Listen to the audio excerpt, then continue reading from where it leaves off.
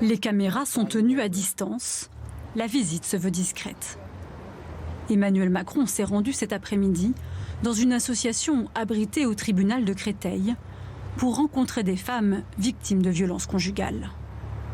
Une façon pour le président, qui a fait de l'égalité entre les femmes et les hommes la grande cause du quinquennat, de participer à la journée de lutte contre les violences faites aux femmes.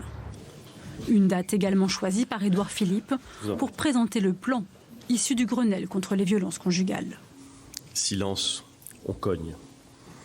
Ce silence, c'est celui de la peur, celui de l'indifférence, celui de la sous-estimation systématique d'actes pourtant très graves.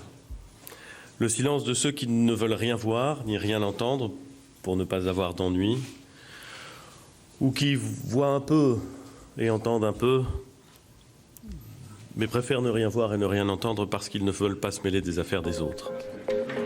Un plan d'une trentaine de mesures destiné à provoquer un électrochoc et briser la chaîne du silence. Tout d'abord avec ce numéro d'urgence dédié aux victimes, le 3919, désormais accessible 24 heures sur 24 et 7 jours sur 7. Autre dispositif concret, dès 2020, 1 millier de bracelets anti-rapprochement seront distribués pour éloigner les conjoints et les ex-conjoints violents. Marlène Schiappa insiste aussi sur les mesures destinées à protéger les enfants des femmes victimes de violences. Il y a le fait de déchoir de son autorité parentale un homme qui a tué la mère de ses enfants, de faire en sorte aussi que l'autorité parentale soit aménagée pour les auteurs de violences conjugales, pour qu'ils conservent leurs devoirs, paiement de la pension alimentaire par exemple, mais perdent leurs droits de visite et d'hébergement.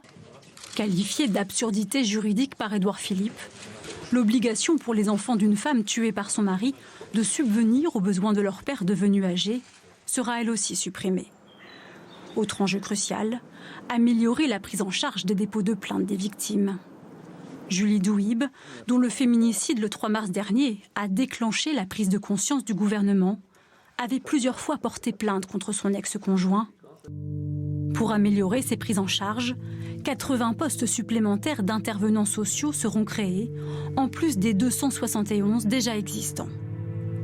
La possibilité de porter plainte à l'hôpital sera étendue. Le gouvernement souhaite aussi encourager les médecins à déroger au secret médical lorsque cela peut sauver des vies.